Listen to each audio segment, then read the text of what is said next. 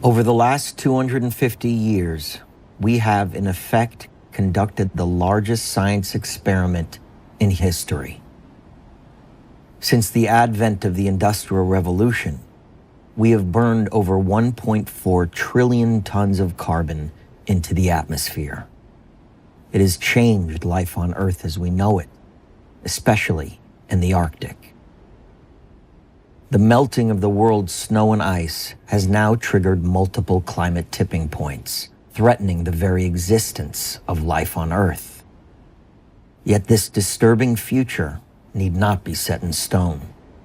We have long had alternatives to fossil fuels, but more recently, we have actually discovered how to pull carbon out of the atmosphere, giving us a chance at reversing climate disruption. If we are able to reverse climate change in time, it would be an unprecedented achievement in human history. But the clock is ticking. Scientists say we must implement these solutions immediately. At this critical turning point, we must give a voice to the impartial experts who have presented us with the facts they have spent a lifetime to uncover. It is their time to be heard. They are the scientists, researchers, and innovators who have found the solutions to preserve the very life of our shared world.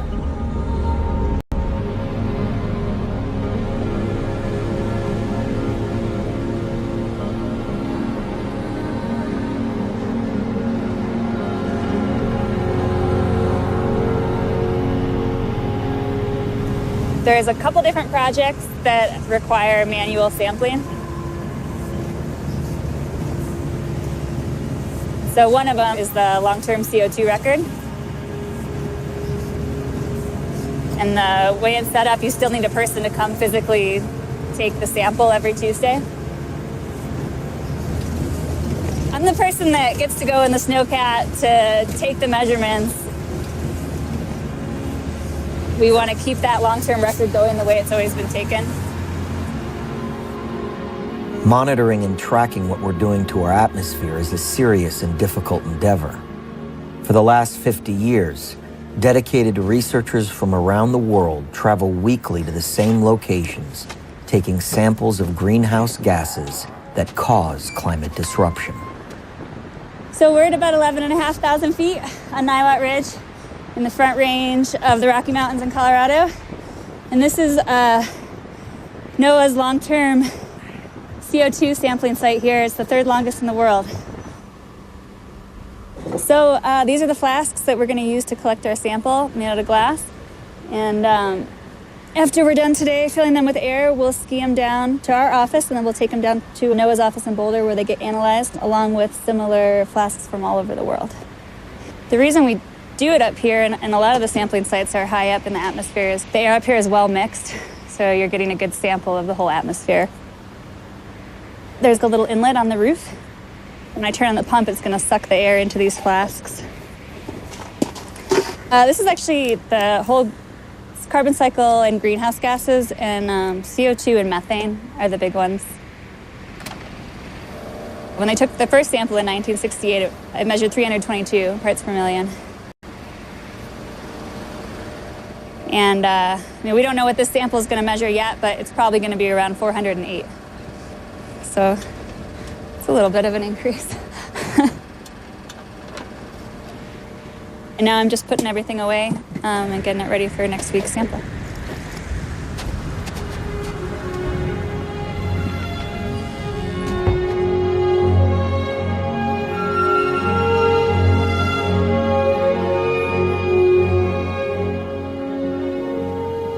One of NOAA's missions since its inception was to measure carbon dioxide in the atmosphere and other gases that affect the carbon cycle.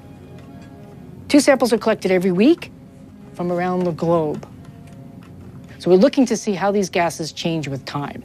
And the way to do that is to continuously collect samples. Currently, we have about 60 locations. Most of the samples are collected in remote areas, away from population centers. And we measure on this set of instruments for 6 gases that affect the carbon cycle. Those gases are carbon dioxide, methane, carbon monoxide, molecular hydrogen, nitrous oxide, and sulfur hexafluoride. This system runs 5 days and 5 nights a week, 24 hours a day. So what I'm doing right now is putting the air samples on the manifold and start the measurements. And then I can walk away.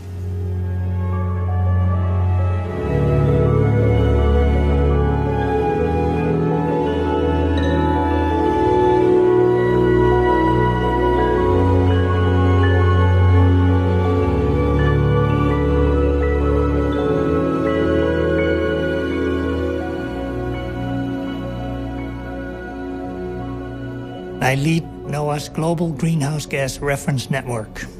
The aim of the Global Greenhouse Gas Reference Network is to provide data that are fully calibrated, carefully quality controlled, and documented. Data that will still be fully credible 100 years from now and longer. So that as climate change is happening now and in the future over the Earth, there will be information for scientists that they can really trust so that they can diagnose what actually happened and how climate change actually happens, how it works. So modern CO2 measurements were initiated by Dave Keeling of the Scripps Institution of Oceanography. Around 1956, he started measuring along the West Coast. He saw that during mid-afternoon, wherever he was, he found pretty much the same concentration everywhere. And so it got into his head the idea that maybe there's something that we can call a background concentration. He started continuous measurements then at Mauna Loa, island of Hawaii, and on the coast of Antarctica. The last ice age, at the end of that glaciation, from 20,000 to 11,000 years ago, CO2 increased by about 80 ppm, from 200 to 280, roughly. It was very slow. It took 6,000 years for CO2 to climb 80 ppm. 6,000 years.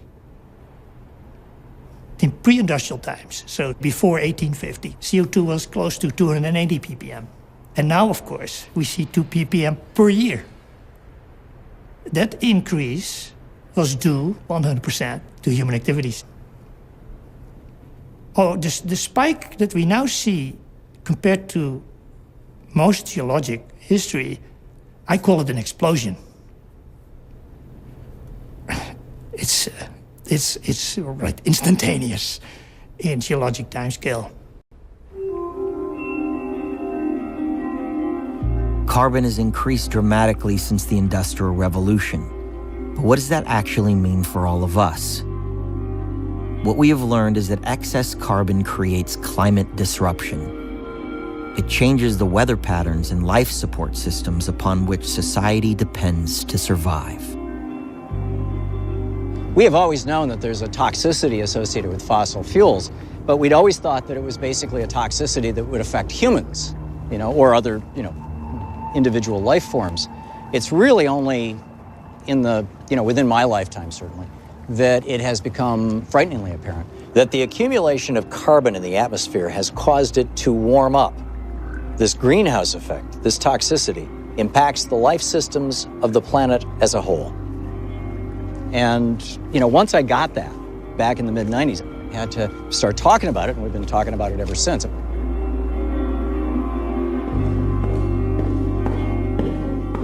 When we talk about dangerous planetary warming, we're referring to something akin to a 2 degrees Celsius, it's about 3.5 degree Fahrenheit warming of the planet relative to pre-industrial times. That is where we start to see some of the worst and potentially irreversible impacts of climate change. Substantial melting of the ice sheets and associated substantial rise in sea level, permanent droughts in mid-latitudes, and the list goes on. Well, catastrophic, would be we melt major ice sheets, the Greenland ice sheet and the West Antarctic ice sheet. As all the major coastal cities of the world are flooded, you've got less land, you've got environmental refugees, some people leaving those regions, people leaving the tropics because it's getting too hot for human habitation. It's getting too hot for agriculture. Crops in the tropics will decrease dramatically in their productivity. In short, you're looking at a world with less land, less food, less water, and more people. And that's a recipe for a national security disaster.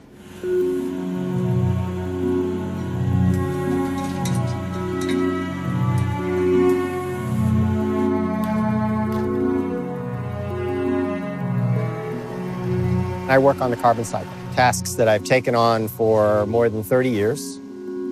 And truth be told, I figured we would have done something about this 20 years ago and I could be off doing something else, but I'm still doing what I'm doing. If you think about the relationship between carbon dioxide and sea level, there's a couple of interesting points in that relationship. One of them is when CO2 goes up to roughly 400 parts per million. That is warm enough that we melt off chunks of Antarctica, chunks of Greenland. And those chunks are the chunks that are what we call marine base. So the base of the ice sheet in West Antarctica is below sea level, as it's pinned to the sediments. And once it starts to melt, it's one of these freight trains. We don't know how this thing is going to stop. And we're dangerously at that point right now. The other threshold is somewhere around 600 to 700 parts per million CO2. That's warm enough that there is no more ice, land ice on the planet. And you have about 80 meters higher sea level. We are on our way to 600-700 parts per million. But I think that's one of those interesting threshold moments in our relationship with the planet, where are we going to push the climate system so far out of balance that we threaten the melting of all land ice?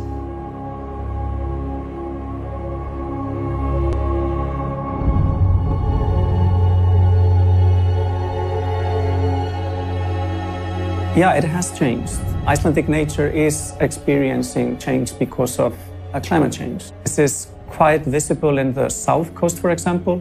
Our largest glacier, Glacier Vatnajökull, or water glacier, if you translate it directly, has also retreated quite a lot.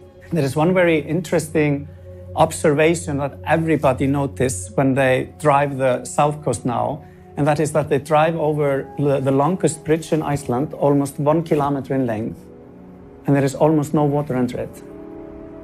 So you think, okay, why building such a big bridge for almost no water? Well, this is just climate change. The river changed its course is because of the retreat of the glacier.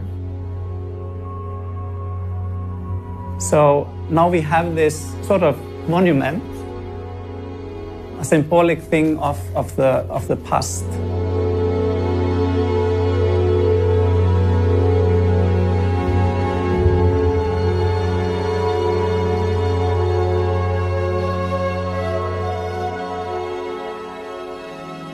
The Arctic is a profoundly different place right now.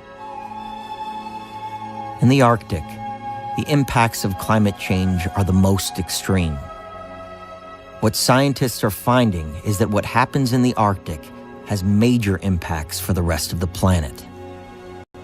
I'm working with measuring greenhouse gases at the Arctic location and understanding how the greenhouse gases are changing over time. I am concerned about the increase of temperature in the Arctic and the impact this might have on all the Arctic systems. But what I think is extremely important to be aware of is that with the sea ice reduction we have now and all the other changes, you might change the whole weather system, and this has global impact. We know that the changes that we see in Arctic does not only stay in the Arctic.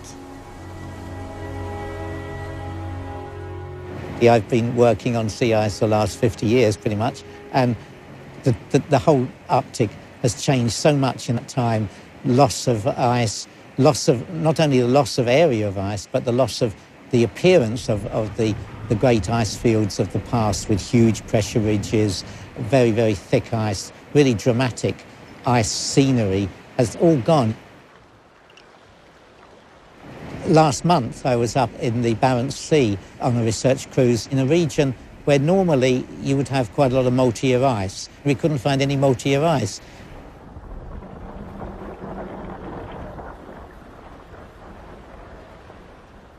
So the ice was all very thin, 30 centimeters thick. The Arctic Ocean is no longer a continent of ice, but something that becomes just water in summer. So it's a huge loss as far as beauty is concerned, but also as far as the physics of how the planet operates. The ice is disappearing because the climate's warming. That's pretty obvious that will happen, but there's much more to it than that, because in fact you have many other feedback mechanisms going on which cause the effects on the planet to be far worse than just the retreat of the ice. So the Arctic's warming up 3 times faster than the rest of the world, and the temperature difference between the Arctic and lower latitudes is getting less. And that means that the jet stream is getting to be weaker. And as it gets weaker, it goes from being almost a straight line to becoming big lobes reaching up north and south. And when you have a lobe like that, it means that polar air can come down to lower latitudes than it normally reaches in one sector, and then in the sector to the east or west of it, you've got warm air going up north further than it should do. So you're getting bizarre weather extremes, which of course everybody's been commenting on. And the trouble is, where these air masses are causing such extreme changes happens to be the latitudes at which you have the maximum food production. Suddenly our ability to feed everyone is being affected by these polar changes. You can't take that amount of ice away without affecting so many other things.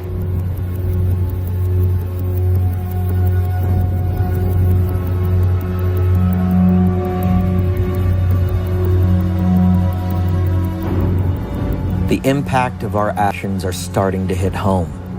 Scientists' predictions are now coming true sooner than expected. We are tragically suffering through severe storms, droughts, floods, and fires that are progressively becoming more intense and more unpredictable.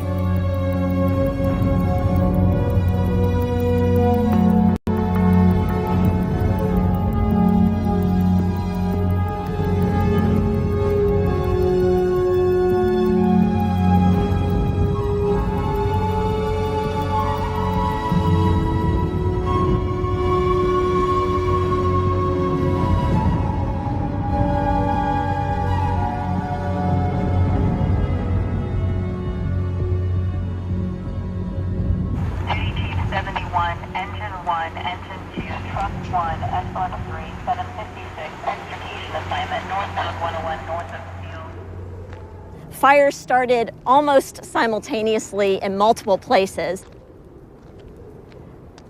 Over 7,000 structures were destroyed and about 3,000 homes. I think at the height in the early days of the fire, maybe about 100,000 people were evacuated. It's a collective trauma. Sounded like a war zone, looked like a war zone. You know, they talk about the Hanley fire. It took a day to get here. It burned about the same footprint, but it took about a day, burned less than 200 structures. This fire started at night, made it to Santa Rosa in 4.5 hours, and there's no comparison other than the footprint. Cal Fire Incident Management Team came here to help run this incident. And he just shook his head and said, man, I've never seen anything like this. I've been doing this a long time. So that's not terribly comforting, but that's where we're at right now. If we keep having these wind events, how do we protect our citizens? How do we protect our infrastructure? What are the things that we can do to make it as good as possible? We've been through 4 or 5 years of drought. That drought stresses all the brush, all the trees, and you know, the winds at Geyser Peak on one of the weather stations was clocked at 108 miles an hour. And I don't know what you do with those kinds of winds. When something catches on fire, it's all you can do to try to figure out where it's going and how fast it's going to get there. I never would have thought a fire would come out of the hills and run the flats in Santa Rosa. I really didn't. Cars were being flipped over. There were shoebox chunks of, embers that were being carried well ahead of the fire. You'll see there's some trees where all the limbs are they're snapped off. They're not burned off, they're snapped off. These natural disasters are so common now that People know it's going to happen to their community. It's not like a matter of if, but when. It is a wake-up call to everyone that climate change is here and that you need to plan for it.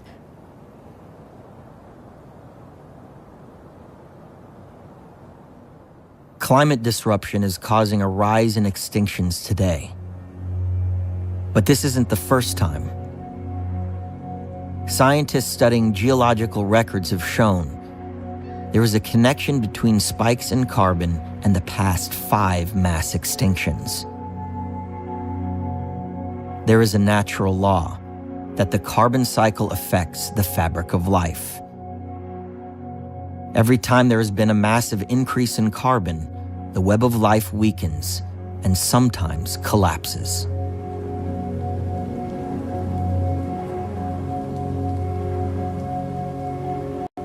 I've been working on the way in which the carbon cycle is associated with the occurrence of mass extinctions and whether the carbon cycle can undergo instabilities associated with it. So the carbon cycle is where life and the environment interact.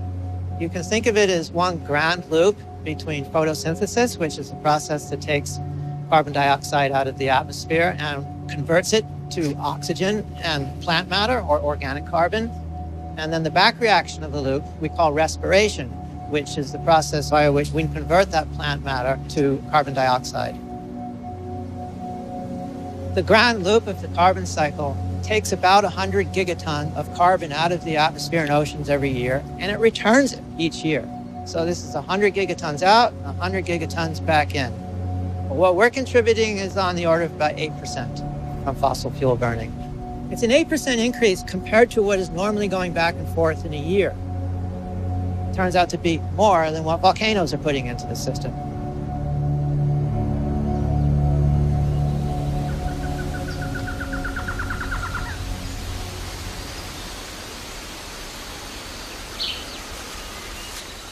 The planet is constantly in the process of rebalancing its cycles, like its water cycle and its nitrogen cycle and its carbon cycle. You've got to think of it as it's in constant flow. And part of the planet's doing that, was to take all the carbon that was in the dinosaurs and land plants and press that into eventually oil and fossil fuels. Over long periods of time, it was sequestered, and we're a young species. And we were curious, and we dug up the carbon that had been sequestered by the Earth. And we burned it, not knowing it was like burning furniture in a house with its windows closed. So what's happened is that the planet is reeling from that. There's an excess of carbon up in the atmosphere. What it's doing is causing that living conditions here on Earth to go out of bounds. So as a biologist, when I look at climate change, yes, I look at rising seas and melting polar caps. Those are evidence for me.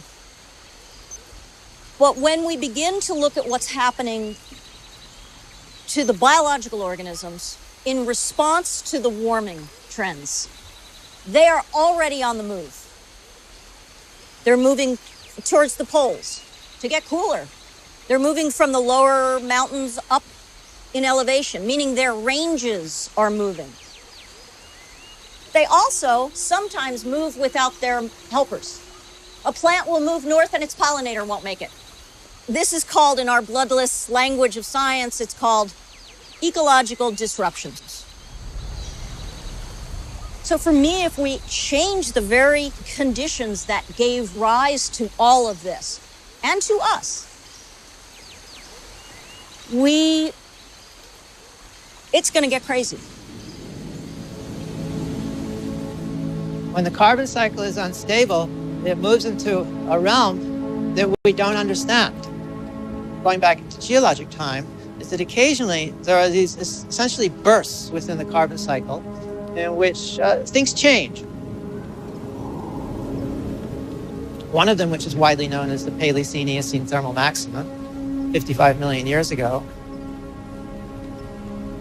and others which are decidedly worse. They're destructive or catastrophic events. They're mass extinctions. The worst of them, known as the end Permian extinction.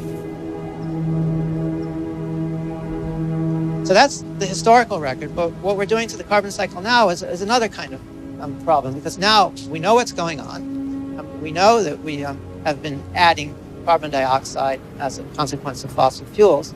And then the question is, does that risk engendering the kind of bursts that we've seen in the past that could create what I would call an instability in the carbon cycle? That is one in which small changes become bigger changes. That's a precise scientist's definition of catastrophe. When you get down to the individual level, losing one's home to a flood is a catastrophe.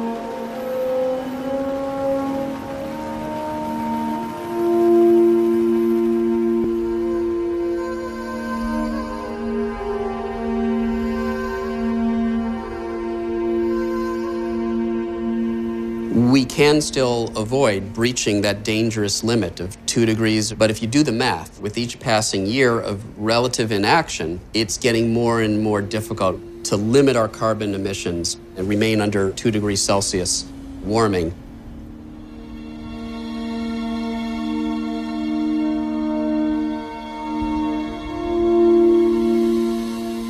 Je regarde la salle, je vois que la réaction est positive, je n'entends pas d'objection.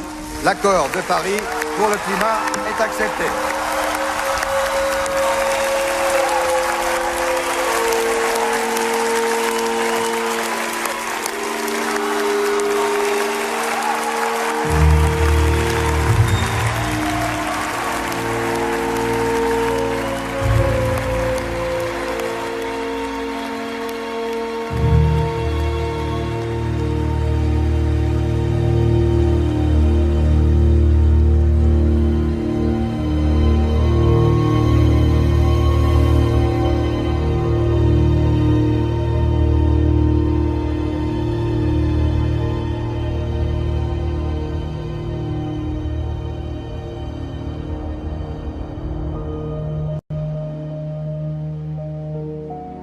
We know we have put too much carbon into the atmosphere, but how much is too much?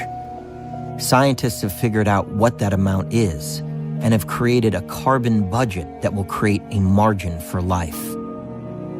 This budget tells us where we are now, how much more carbon we can burn, and how much needs to be removed in order to sustain life on Earth as we know it.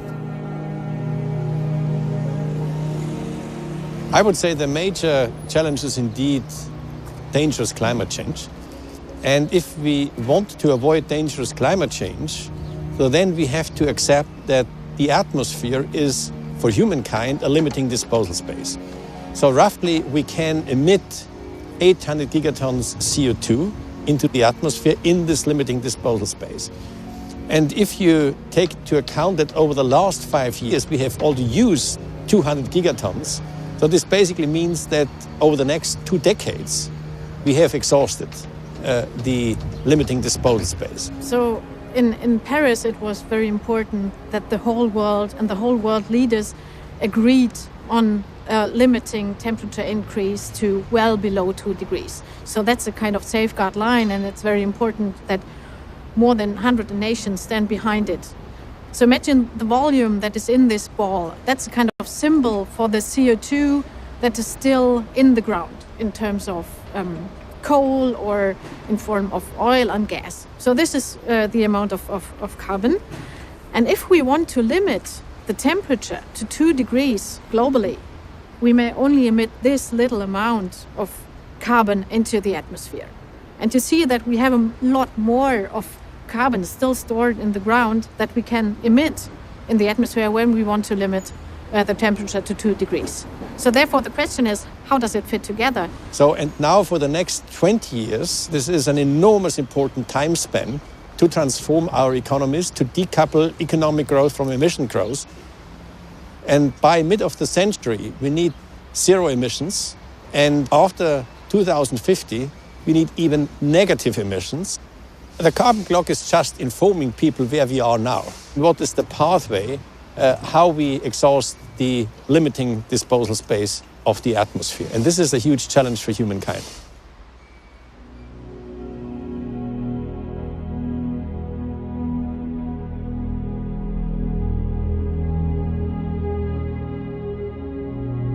Science tells us that our current climate crisis is a problem we've created, but it is also a problem we can fix.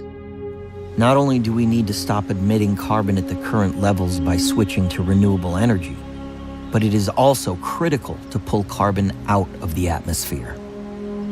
Climate change can be reversed if we act now. Recently, researchers have figured out what solutions can draw carbon down, getting us back to pre-industrial levels. There's only 2 things you can do about the atmosphere. You can either stop putting greenhouse gases up there, or you can bring CO2 back down. That's it. And you can do the first one by conservation, energy efficiency, and clean energy.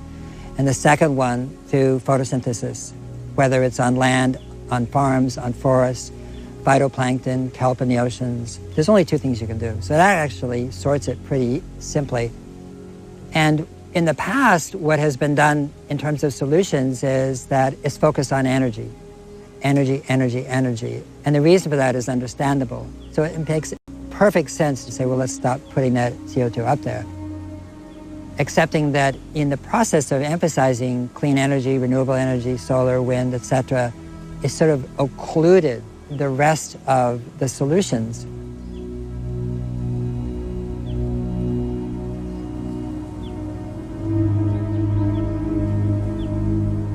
The purpose of drawdown was to see if the 80 solutions that we had modeled would scale to the point where we could reverse global warming within 30 years, going from reduce to reverse.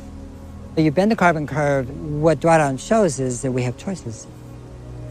And that if we increase the rate that we're scaling some of the solutions, then we can achieve drawdown at 2050.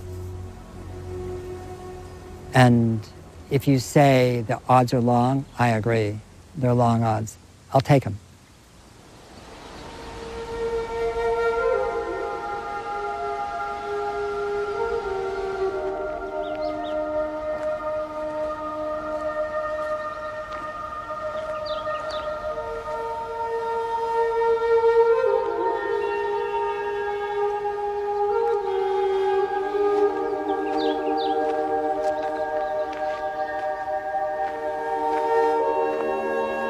My name is Linwood Gill.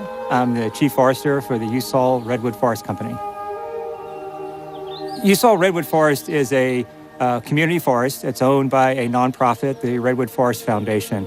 It's a 50,000-acre forest which is dedicated to managing the forest on a long-term basis for the economic stability of the community, as well as restoring the forest habitat, restoring the fish habitat, and also for sequestering carbon.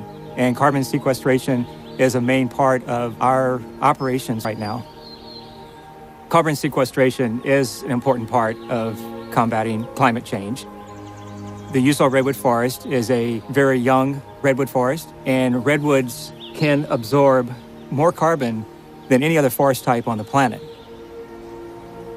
Redwoods store carbon by absorbing carbon from carbon dioxide out of the air into its needles and stores it into the bole of the tree, the trunk, or the roots, the branches.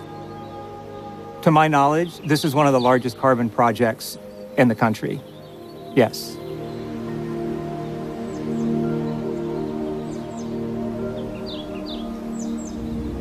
I am the biochar project manager for the Redwood Forest Foundation. We're sort of at a perfect storm right now in California, where we have over 100 million dead trees in the Sierra, and we need to do something with that.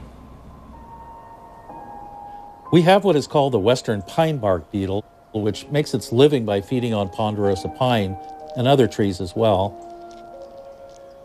And these beetles have been around for thousands of years and have lived in harmony and balance with the trees. But unfortunately, because of climate change and because of the long drought, millions of trees are very weak and have difficulty defending themselves against the beetles. Biochar can definitely be one of the ways that we address the beetle damage in the dead and dying trees in the Sierras. Biochar is essentially the form of charcoal that is suitable for use in agriculture and in helping to build more healthy soils. When you pyrolyze woody biomass particularly, about half of the carbon that is in that woody biomass can be saved as a residual charcoal. And biochar is very much like coral for the soil in that it can hold nutrients, it can hold water. It's more of an architecture. It incubates life. You're saving about half of the carbon that's in that plant and then can put it to better use and sequestering it in soil for great benefit to agriculture. We have all this biomass that we have to do something with. They are a fire hazard, and as you know, right now we have something like 10 fires in California. And by producing biochar, we can return some of that material back into the forest in a safe manner, or we can take some of that biochar and take it down into the Central Valley, which desperately needs water savings. And one of the prime benefits of biochar is that it can help to retain water in soils. If we put biochar in just 10% of the world's soils, we'll actually sequester 29 billion tons of CO2. 29 billion tons, that's on 10%. And that's using only quote unquote surplus waste material. So that's significant. And then we have the carbon offset credits. And to keep those carbon credits coming, we have to employ workers to do our forest inventories, to work with the carbon verifiers to make sure the carbon that we say is on the property, and then is maintained into the future. I'd like to think that we're a model that others can join in and do the same thing that we're doing out here. This isn't rocket science. The carbon storage as we move into the future is huge, and we need more larger, older forest, intact forest that we know will never be developed and can continue into perpetuity.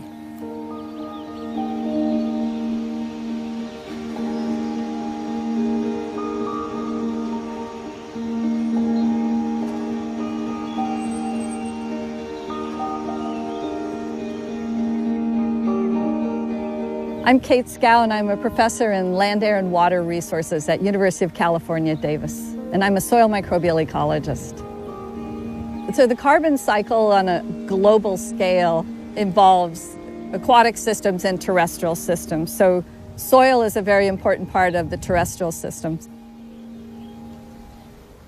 Soil actually contains 2 to 3 times the amount of carbon that is in the atmosphere. Soil is the place where primary productivity is supported. That means all the vegetation that grows, that fixes CO2 through photosynthesis from the atmosphere. What miraculous, like creating mass here on the ground out of what? Air? It's like still amazing to me. That productivity brings all this carbon in. The plant fixes the CO2, it dies, it falls onto the ground, and all that plant residue now enters into the soil carbon cycle. It's way bigger than the atmosphere, what is residing in soil. So organic farms obtain their nutrients not from synthetic fertilizers. The fertilizer is in the form of organic material. That could be cover crops, or it could be compost that's made of food waste or yard waste or animal waste that you put in the soil. So in organic systems, you may be putting up to 8 times as much carbon into the soil compared to a conventional system. So it's like part of it is really basic. Climate change gives us an opportunity to really behave differently on this planet. We see what we can do at our worst. And now the question is, if we were to consciously be a part of the healing, it'll unleash, I think, our creativity. You realize, oh my gosh, I have a backyard. Oh my gosh, I have a park near me. If we were to see ourselves as helpers who could help the helpers heal this planet, that is so much better than seeing ourselves as disruptive toddlers with matches. You begin to realize that all of us are somehow connected to little bits of the solution. This is right now, we live and direct at my mentor's house, the OG, the organic gardener, Ron Finley. I'm more inspired to always come here and learn and figure out different ways of how I can actually utilize a small plot of land to grow the most that I can. Culinary climate action is basically what I like to see when I'm growing the food, and it's basically taking all that carbon out the atmosphere, it's pulling it in, and we also can see the fact that we can put it back into the soil. Not only as at the same time as creating green jobs, and also addressing things like diabetes and obesity in my community where I come from. There's a lot of plots, there's a lot of city access, there's a lot of water that's available. This is really just it's a beautiful cause and effect. We're literally pulling out all the harmful poisons that we literally just emit into our atmosphere. And the best way that you want to transform that is by growing some food, put it on the roof, put it in your windowsill. But we feel the heat rising. Being a farmer is being futuristic. There is no doomsday mentality. You have to actually plant water and think that you're gonna reap what you sow. So that's the conversation that I like to see. And, when we're talking about transforming the climate, it's not gonna happen overnight, but you do have to start now. Now's the time.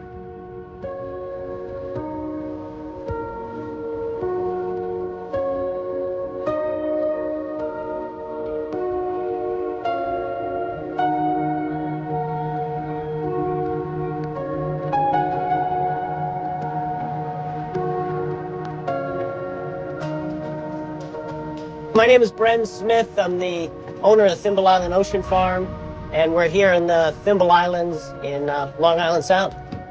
And I'm born and raised in Newfoundland, Canada, high school dropout, and have fished all over the globe. I fished in Gloucester, up in Newfoundland, and then I was in the Bering Sea for a bunch of years. And, that was the height of industrialized fishing. We were tearing up entire ecosystems with our trawls, chasing fewer and fewer fish further and further out to sea. So it was completely unsustainable. In fact, a lot of the fish I was catching was going to McDonald's for their fish witch sandwich. It really caused a wake-up call for a lot of folks in my generation. I was actually out in the Bering Sea, and the cod stocks crashed. And, thousands of people thrown out of work, canneries shuttered, and it really taught me that you can build up an economy and a culture over hundreds of years, and if you don't protect the resources, the ecosystem collapse can wipe it out in a matter of years. And that's when we really begin to realize that issues like overfishing, like climate change, they're not environmental issues for a lot of us that work on the ocean. They're economic issues. I mean, there's going to be no food, no jobs on a dead planet. When I realized this wasn't sustainable, I went on this search for sustainability. I remade myself as an oysterman. And what oysters taught me was that Mother Nature created these technologies millions of years ago designed to mitigate our harm. We don't need advanced technologies. Mother Nature has seaweeds and shellfish which sequester 5 times more carbon than land-based plants, filter 50 gallons of water a day per oyster, pulling nitrogen out of our system. I mean, my job as a steward of the ocean is to take Mother Nature's technologies and grow them. And it's pretty simple. So the beautiful thing about if you grow just restorative species is there's zero inputs.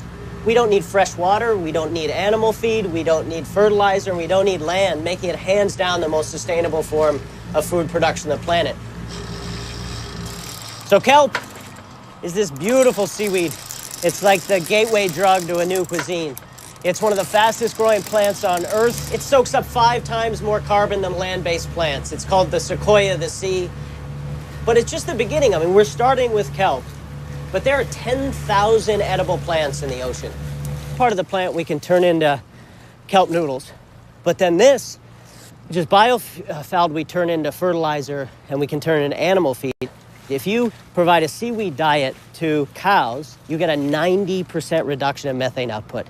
It's stunning, and cows, sheep, goats, have been eating kelp for hundreds of years. Hebrides Islands, Maine, all sorts of places. You know, the volume's stunning. We can do 10 to 20 tons of kelp per acre, 150,000 shellfish. And you scale this up, if you were to take a network of our farms totaling the size of Washington State, technically you could feed the world. If you took 5% of U.S. territorial waters and farmed in our style, you could create 50 million direct jobs and sequester the equivalent carbon of 20 million cars. Our farms also help mitigate acidification. The kelp creates something called a halo effect, which reduces the acidity in the oceans, which then allow our oysters and other shellfish to grow thicker shells and not be as susceptible to acidification. So I mean, climate change was supposed to be this 100-year sort of slow lobster boil, and instead it's here and now. Luckily, as fishermen, we can transition to something that keeps that core and have the pride of helping feed my country. And that's just so exciting. I can be part of, you know, the army that's going to help hopefully save the planet.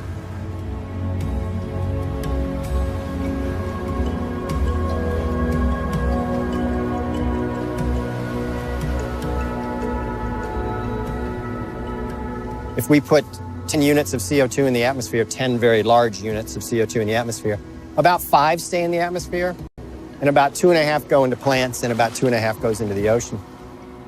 So you've got an acidic ocean, so how do you deal with that? Now, nature handles this problem by making more shells, which is the marine snow idea, that little beasties grow in the water, they make calcium carbonate shells, those shells fall. The problem with that is the planet loves to operate on timescales of millions of years, and we don't. So, question becomes, can you speed that process up?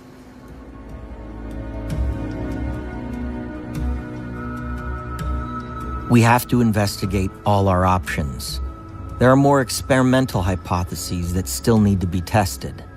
One solution may lie in a microscopic community of life called marine snow.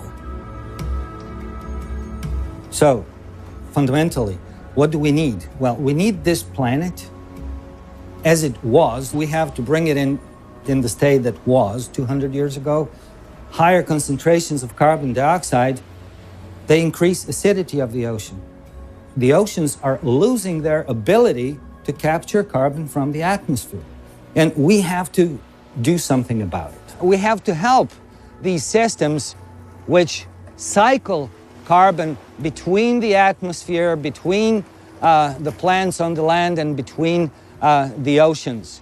And with marine snow, it just needs a little help from us. The main products will be removal of carbon dioxide and the production of oxygen. What we can do is insert into the ocean very small, minute amounts of iron, but very, very little. So it doesn't have anything to do with that term fertilization. To give you a measure, we need altogether about 6 kilograms of iron for initiating this process on 100,000 square kilometers of the Southern Oceans. The cells form organic matrix, which is the foundation for the formation of the marine snow. It is then when the matrix appears, it becomes very attractive for cyanobacteria and heterotrophic bacteria, which colonize these particles and then actively grow. And then we just let them do their job because they can stay suspended for a very long period of time. We tracked these marine snow particles for more than 4 months. So they can float around and sequester organic matter, and when they become heavy, they simply sink down to the seafloor. the speed of this change and increase in the concentrations and temperature, we must act. And we can. I'm 100% positive that we can achieve reorganization of human activities to work together with nature and not against it.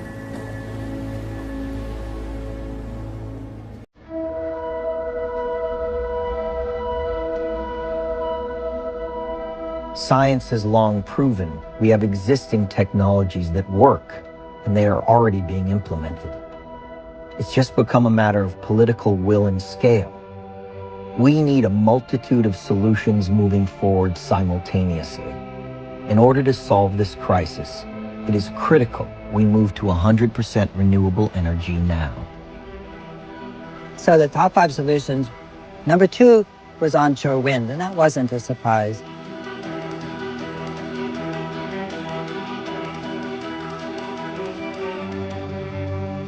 Onshore wind, though being much greater than solar, was a surprise to us.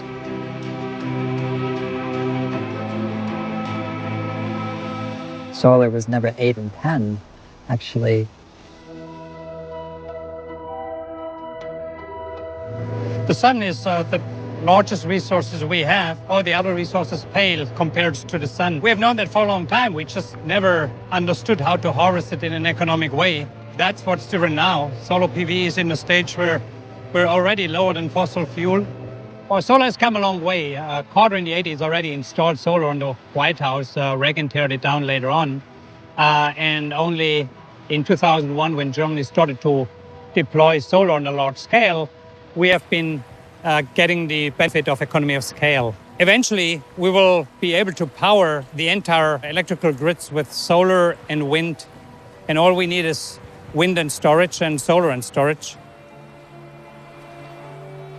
So if we want to power the entire United States with photovoltaic, we will need about 30,000 square miles in area. That would give us enough to power all the power grids in every state of the United States. Well, Mount Signal is a project that powers about 70,000 homes in San Diego. The second phase, the power is going to be wheeled to Southern California. The price of electricity that we produce at Mount Signal is already lower than fossil fuels.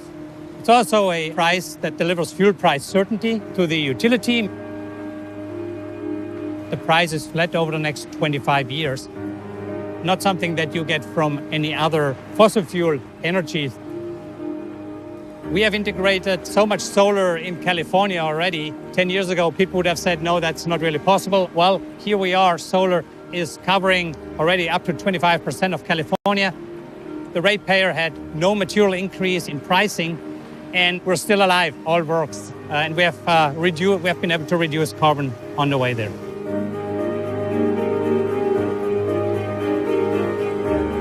Over the last years, we saw now utilities volunteering to buy solar. We see this mindset shifting. We still underappreciate the value that PV brings. People do not comprehend that in 5 years, we will have PV at much lower price. We will be able to dispatch it at night. And you combine that with wind, you get this paradigm where we are truly living in a 100% renewable environment. And this is feasible. We don't need any new invention for that. We know all the technology. We just need to make sure that the people responsible for the planning of resources, for the infrastructure planning, understand that this is a different technology and it will get cheaper over time.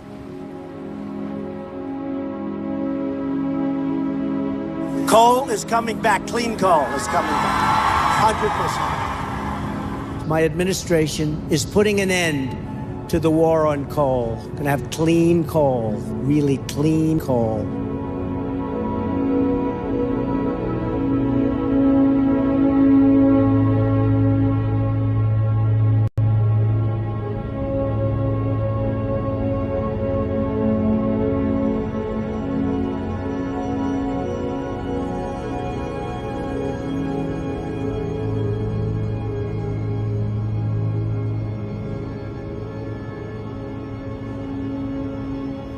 It's difficult enough sometimes to communicate science to the public. Now you take that challenge and you add to it a concerted effort by fossil fuel interests and the front groups that they fund to pollute the discourse over climate change, to confuse the public, to confuse policymakers. We need to transform our energy sector, move away from fossil fuel energy towards renewable energy. Well, that's rather inconvenient for the powerful fossil fuel interests who have many millions of dollars invested in our continued addiction to fossil fuels. And they've fought tooth and nail to maintain that addiction, in part by attacking the science, linking climate change to that behavior, the burning of fossil fuels. A question that we get asked a lot is, how do we know that the CO2 rise in the atmosphere is because of human activity? And the answer is that we leave fingerprints all over the atmosphere. And one of the fingerprints that we leave on the atmosphere is via what we call carbon-14, or radioactive carbon. So when we burn coal, oil, and natural gas, we leave an imprint on the atmosphere of what we call negative carbon-14, or less carbon-14. Because fossil fuels are so old, there's no carbon-14 left. It's all decayed away. We can actually measure very accurately how much fossil fuels we burn by measuring C14 in the atmosphere. It is nature's verification system that we have. They persuaded enough people and sowed enough doubt that it's making it more difficult than in the past to actually get anything done about climate change. And that's really depressing. And the fact is that the agenda that many of these fossil fuel corporations and those who are running them are engaged in is malicious in the danger it's creating and the havoc that it is wreaking on our planet. So we've got a bunch of people who are literally profiting off the death of life on Earth. I think that some climate denial, particularly the well-funded climate denial that is being done by people who know better, rises to the level of a crime against humanity that probably should be prosecuted in The Hague.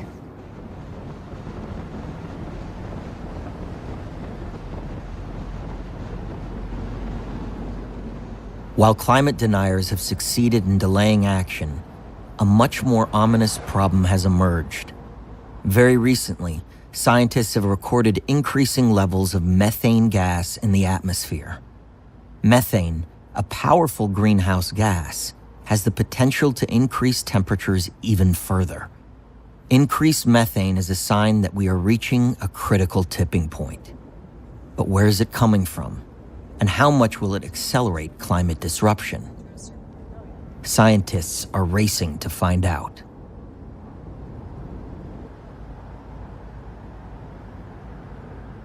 So we are in front of the University of Wyoming Mobile Laboratory. We have different instruments inside that measure what's in the air that we are breathing right now. It's doing that in real time. And we are able like that to chase emission sources and plumes and understand where sources of pollution are located, what activities are going on that lead to enhanced methane.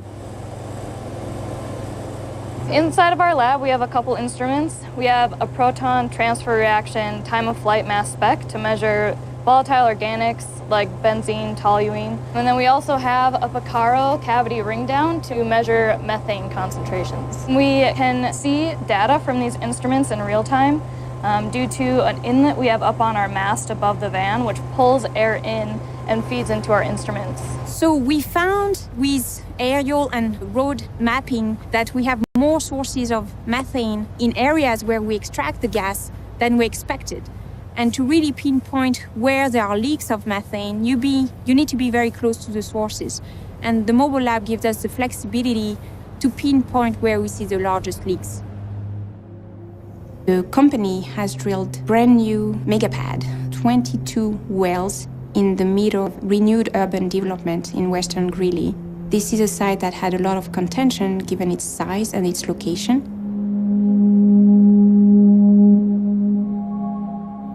So the local community, from what I've heard, is not really kept up to breath on what's going on at the site. There's a huge sound wall around the operation. and the state is not really maybe doing its best at facilitating the communication. We saw operations going on with a lot of flaring. It seems very large volume of gas. The yellow color of the flame tells you it's not complete combustion. So we are going to continue doing those drives to understand those sources, but also to track what the local population may be exposed to. So some oil and gas producing regions have such a large concentration of methane in the atmosphere above them that you can see it from space. And that's something that was described a few years back for the Four Corners region. And that's really the key for us to be like detectives and map where we see the largest sources of emissions.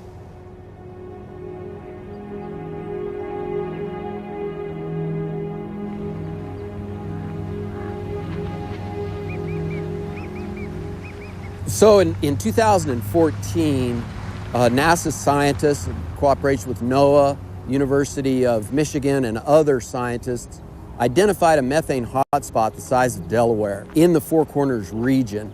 That methane hotspot is the largest accumulation of methane gases in the United States.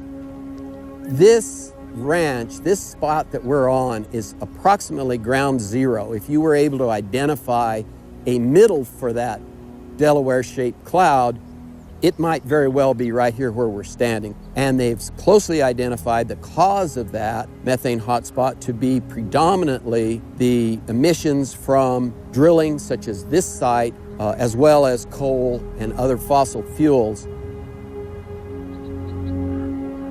So the methane hotspot was identified basically because of the technology that NOAA and NASA had following the advent of the FLIR cameras, which are the infrared cameras that let us identify the leaks and vents and flares that cause the methane hotspot to accumulate. You have to think of it in its full sense, and that is 60 years and more of leaking, venting, flaring, and careless practices here in the San Juan Basin, over 1 million acres, in total 30,000 wells that have caused that methane hotspot to finally accumulate and stand as evidence of what natural gas drilling ultimately results in.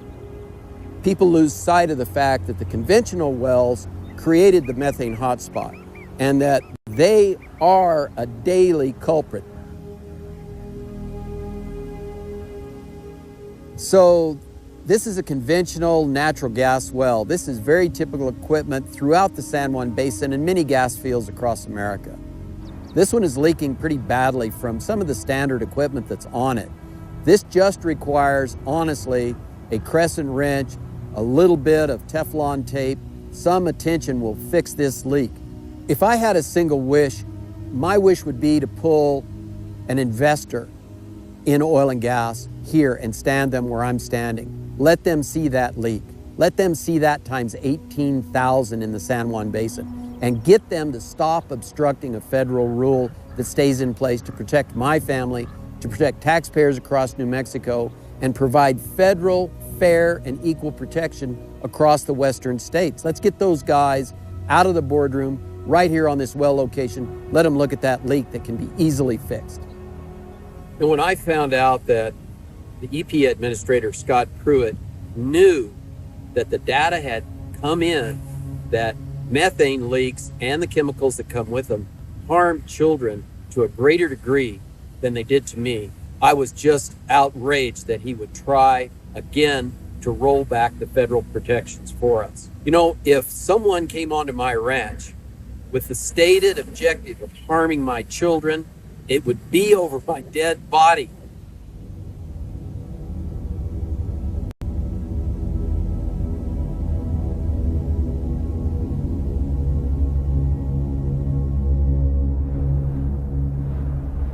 $250 million years ago, sudden releases of methane produced kind of a secondary effect that finished off large chunks of life on Earth. And one of the debates right now is whether the methane that is buried in the Arctic, whether the methane that is, in the permafrost in the seas all over the world, how rapidly that will be mobilized and how destructive that mobilization will be.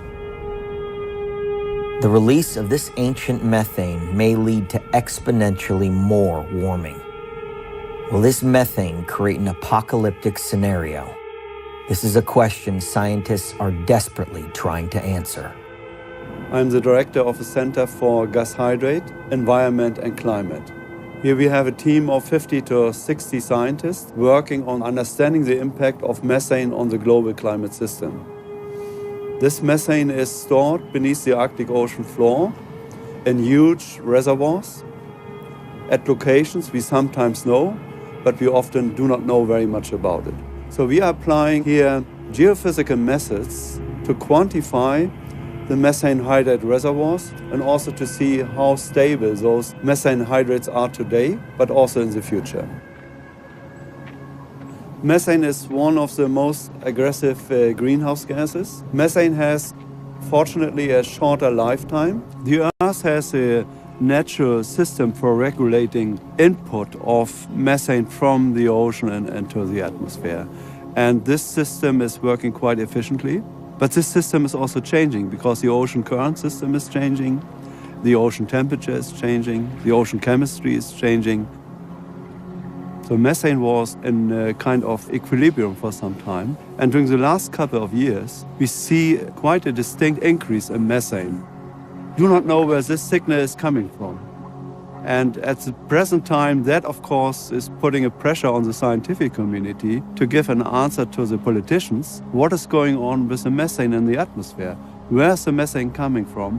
What is presently becoming more unstable? We have done some very comprehensive measurement campaigns where we have measured at the seafloor, in the ocean, at the sea surface and in the air at the same time to understand how methane is regulated in this whole system.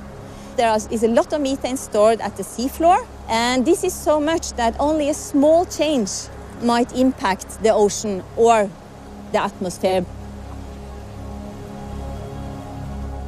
The balance here needs a lot more focus, a lot more observations, and combining atmosphere, ocean, climate, different kind of competence together. In my profession, I'm interested in studying methane cold seeps in the ocean, in the Russian Arctic and also in the Barents Sea.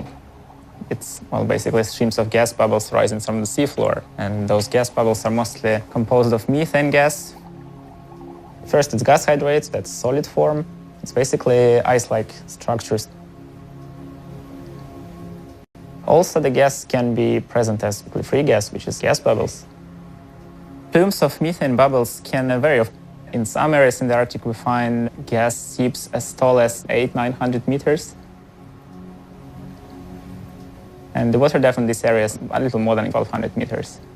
In shallow areas, we often find gas seeps that are almost reaching the sea surface. East Siberian Sea is definitely an area of concern for guys studying methane, in particular because it's so shallow there. So those methane bubbles have really high potential to get to the sea surface. Some areas, Spitsbergen, we find methane flares that are almost reaching the sea surface.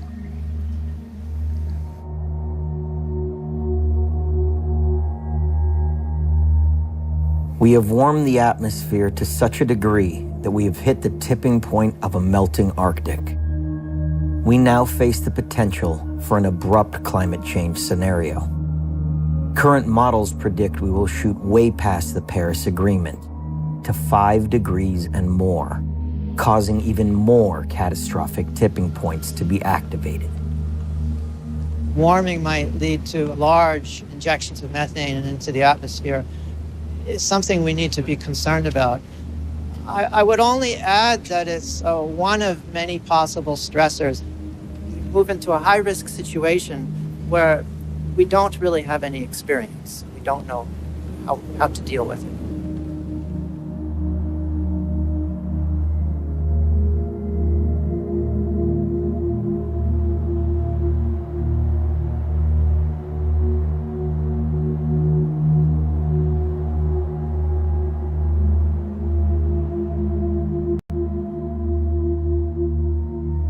Permafrost and methane in general is of a great concern. And I think that this is something perhaps we need to pay more attention to methane in general in relation to the climate issue. My concerns are that there are great reservoirs of methane in the world, in particular in the Arctic. It is the risk of going beyond the tipping point where it will be difficult to go back and reverse the problem.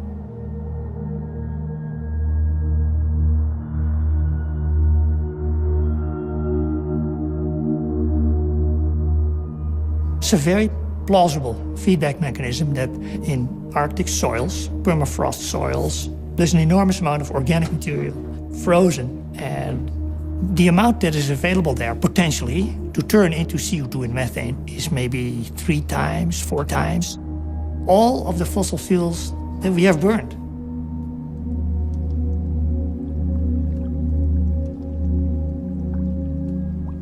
If we take all this material out of the deep freeze, you very likely get large CO2 and methane emissions on a huge scale over which we have no control.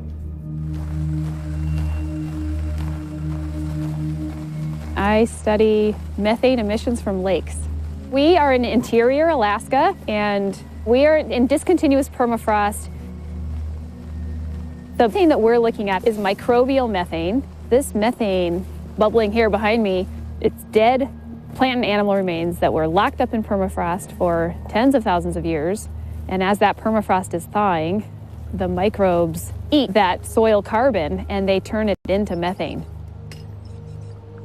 This process of permafrost thawing and that thawing permafrost fueling methane production, and then methane escapes into the atmosphere, causes climate warming, which causes more permafrost to thaw. We call that a permafrost carbon feedback. It is a natural process. Our concern, though, is that as climate warms at a faster rate than it has in the last 10,000 years, that permafrost is going to respond by thawing a lot more quickly and releasing at a faster rate methane gas. Now, every time I go to a new lake, I attempt to light these gas pockets because it's a very high concentration of methane. It's highly flammable. We see a positive flame test when they contain methane. So it's a quick gas chromatograph on the lake to tell us, do we have a methane lake or are we dealing with a different kind of lake? There are many new lakes forming that were not here 30 or 60 years ago. And those lakes have 10 to 100 to 1,000 times more methane than the rest of the lakes. They are a picture of the type of methane emissions we expect to see in the next 10 to 50 years as permafrost warms and thaws, and that permafrost feedback cycle kicks in and really accelerates. Now, is it methane? Is it permafrost? Is it the dissolved organic carbon in the ocean, which is suddenly remobilized? These things are all intertwined with each other. So really what one needs to ask is, are there positive feedbacks within the system? The answer is yes. So it just stands to reason, purely by common sense, the less you disturb it, the better off things will be.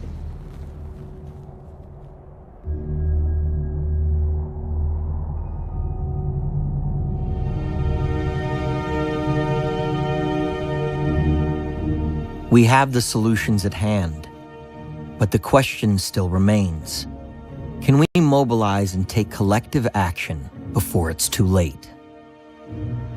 There isn't the oomph in the world to do this. They talk about, with the Paris Agreement, how we must reduce our carbon emissions and to keep temperature rise at some low level. But in fact, of course, we won't be able to do that. The technology that can save us is something that will take carbon dioxide out of the atmosphere.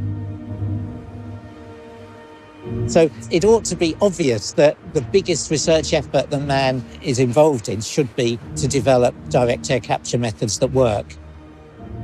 And if we do that, then we can save the world, and so why don't we do it?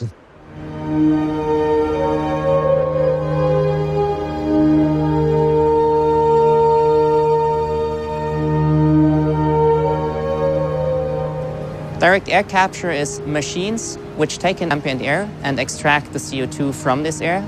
For the last 10 years, we have been working on direct air capture with the goal of making it with the least possible energy impact and ultimately with the best economics. This machine consists of 4 40-foot shipping containers and can be any size. There is no limit to it.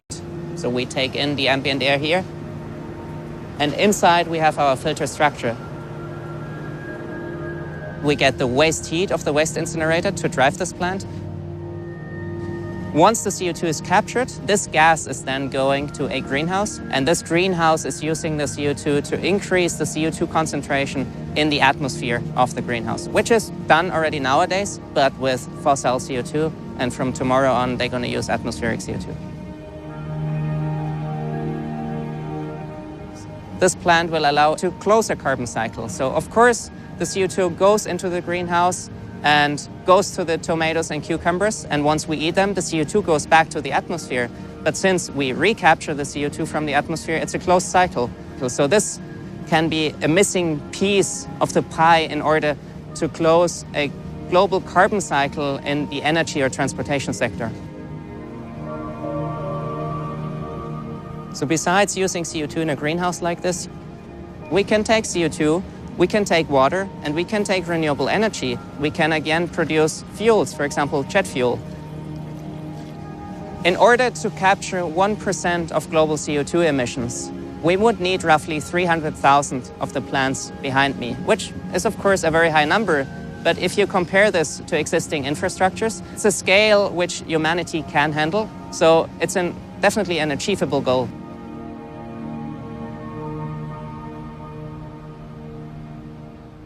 The next project is to bring a plant to Iceland to capture CO2 from the air and sequester the CO2 underground.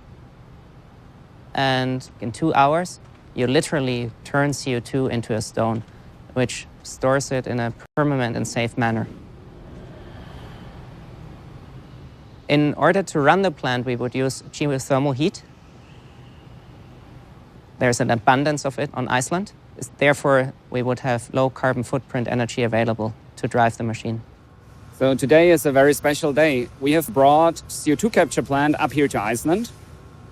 And we are taking CO2 out of the air and then pumping it underground, storing it in the basalt rock formation within the Carbfix project. So we extract CO2 from the air and permanently remove it by turning it into rock. And yesterday night was the first time that atmospheric CO2 was injected into the ground. We can go up to thousands, 10,000, 100,000, and even up to millions of tons of CO2 per year that can be extracted from the atmosphere. That is actually, to our knowledge, the first time ever in the world that direct air capture of CO2 has been combined with underground safe and permanent storage of CO2. Yeah, it's a new relationship with carbon. Why can't we find a way to make it an ingredient for something? Why can't we put it in our plastics or in our building materials? Or through the help of carbon dioxide chemistry, turning carbon dioxide into the things that we need every day.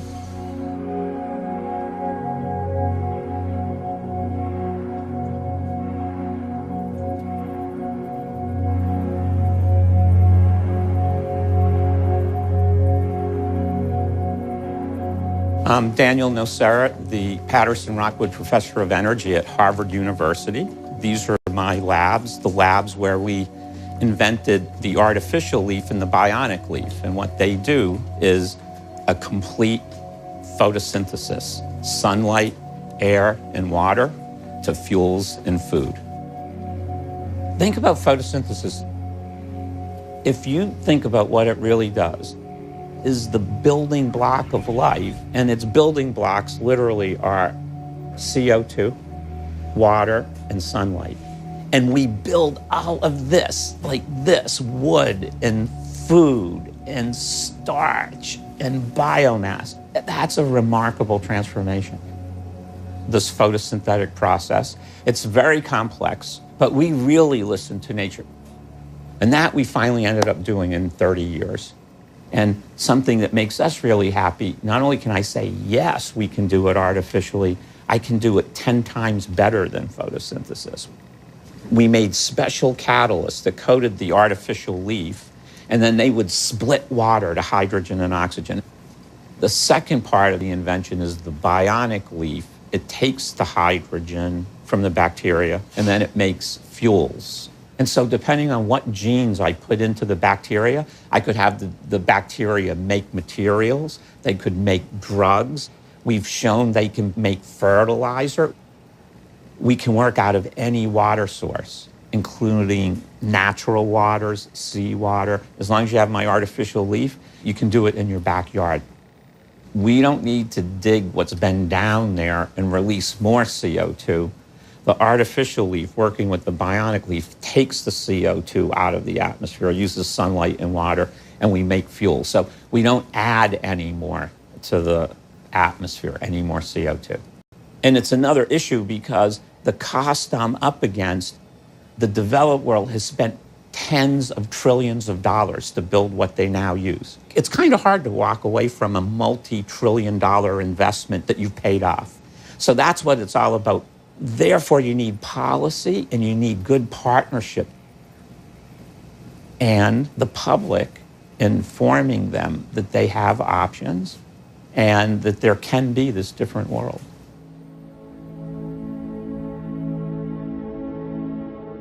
This new world can be sustainable, innovative, and profitable. The green economy is creating millions of jobs and will create millions more. It matches and will surpass the economy of the fossil fuel industry. The challenge to reverse climate disruption opens up opportunity for everyone. It is now more profitable than ever to be green. Up until recently, the profit you could make from creating the problem was greater than the profit you can make from the solutions. So the solutions had to be done with subsidies, which were rare, non-existent, or altruism, or faith. But people who were making the problems were raking it in. And I think we're at a crossover where actually the profit you can make from the solutions is greater than the profit from the problems. And that is not well understood. So it's not that altruism need not apply, it's a great thing, but actually altruism will not be needed in order to move towards a world where we reverse global warming because, in fact, it's less expensive. It's more profitable, more beneficial, more jobs. It's the most amazing thing that's happened in the last few years and is going to do nothing but increase as the years go by because engineers and designers and basically who are unknown and unnamed have been working diligently and are working diligently to reinvent a new way of being a human being relating to this planet.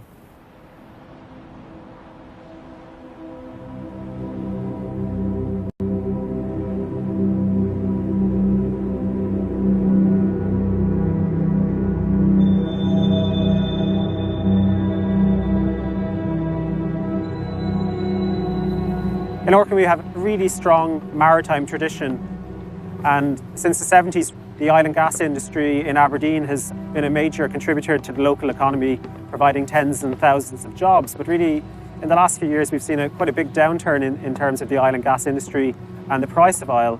But we've got lots of really experienced people in offshore operations on our doorstep, and they're finding new jobs in offshore renewables and companies such as ourselves. Tidal energy is almost an entirely untapped resource. We think we have the potential around the world for about 100 gigawatts of capacity, perhaps more. And what that equates to is low carbon energy for millions and millions of homes. What we've got here is the world's most powerful floating tidal energy generator. We've got a floating platform to which two rotors are mounted.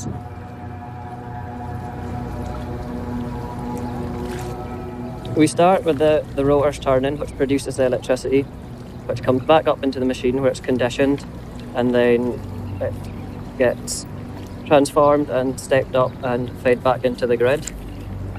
It's like a wind turbine on its side with two rotors instead of one. 2 weeks ago, we had great success.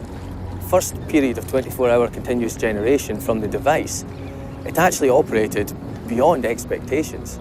The device itself generated over 18 megawatt hours of power in that 24-hour period. We're converging on more traditional methods of renewable generation and really putting tidal out there as a real competitive technology across the world and the world's generation needs.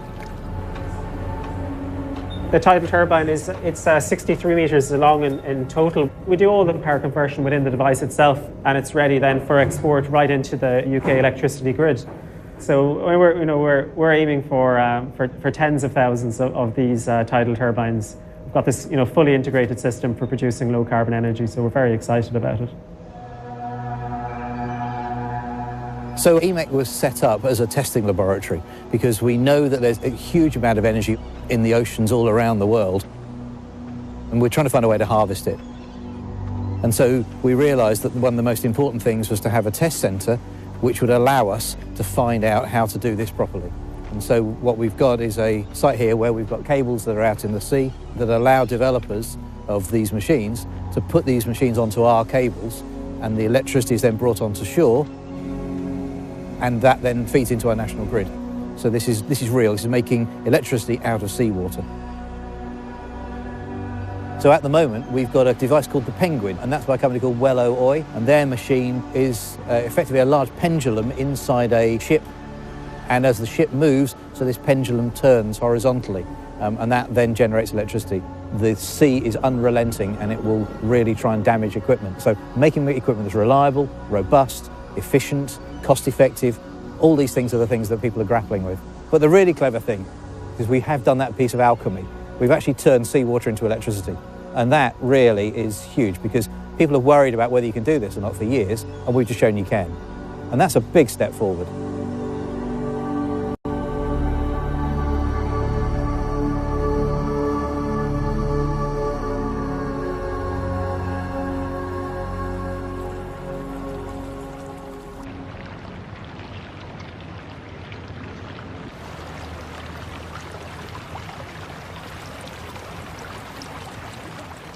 No one can say that the scientist has not warned, has not told that we have to reduce the emissions of greenhouse gases. That should be clear to many. How much farther can we go? How many more tipping points can we go before we hit a tipping point from which our civilization cannot recover, or from which the life of this planet, or a large portion of the life of this planet, cannot recover? We cannot allow ourselves to reach those points. And we're so damn close to it. We're at a turning point. Either we can stay the course and drown, burn, and starve ourselves to death in the face of the climate crisis, or we can come together, we can innovate. Where do we stand? Is it possible? Is it game over? Or is it, in fact, game on, which is that we have at hand the ability, capacity, and solutions that can reverse global warming, not mitigate, not reduce, not stabilize, but reverse. When you make your goals bigger, it opens up possibility.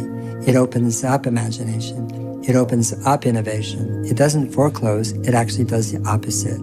And so it's not that there's one solution, but together you can achieve drawdown by doing 80% of the solutions. Every one of them has so many cascading benefits, makes a better world for everybody. So we don't lose by understanding the climate change is happening and responding to it. So what's the problem?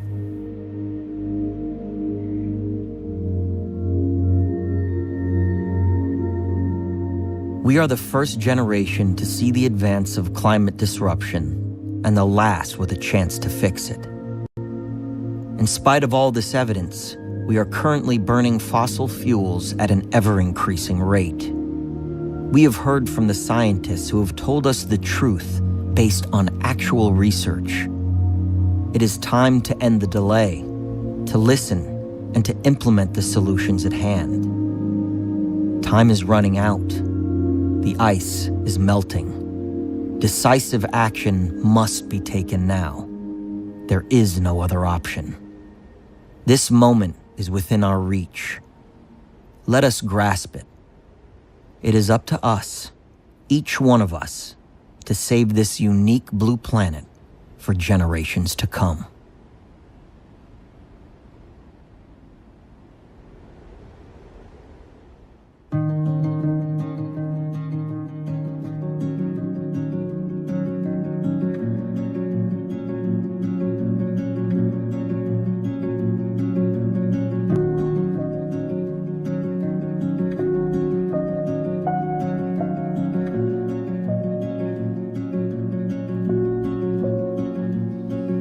Lord, if you're not listening, I'll stop praying.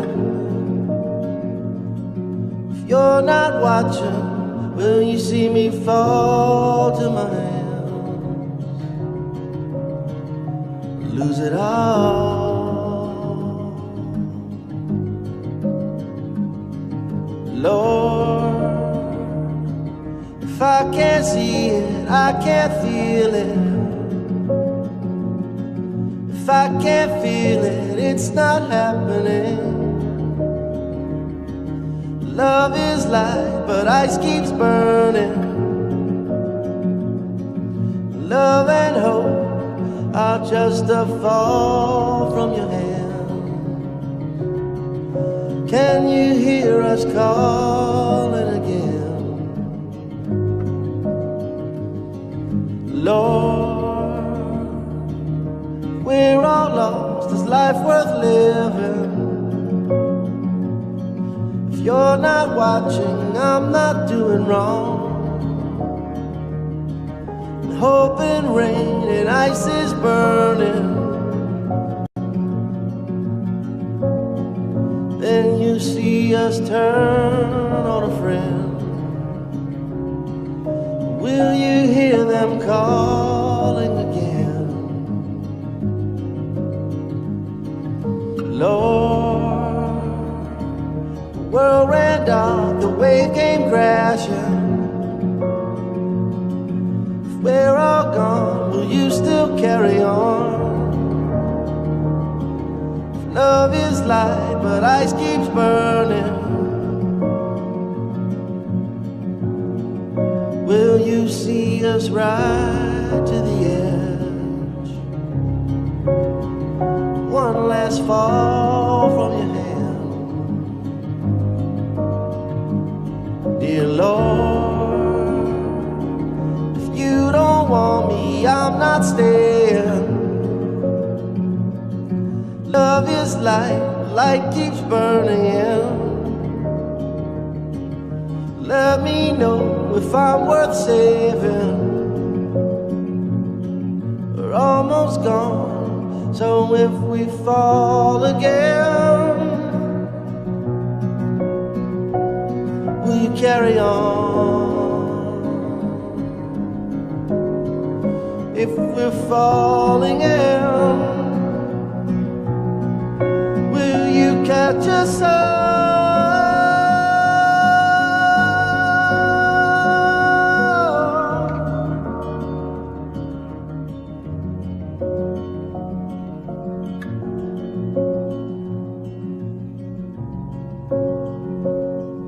Lord, just let me know if I'm worth saving.